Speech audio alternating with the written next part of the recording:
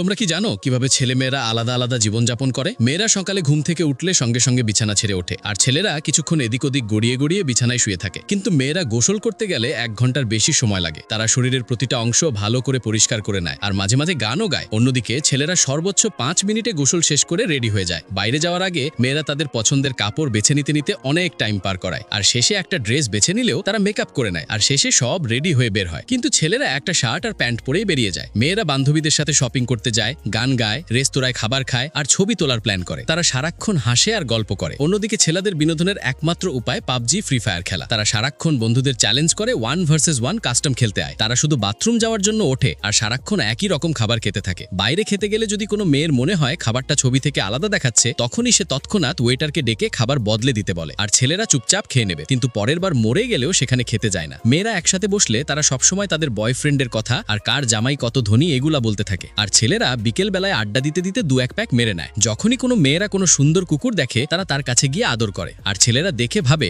আমি যদি ওই কুকুরটা হতাম।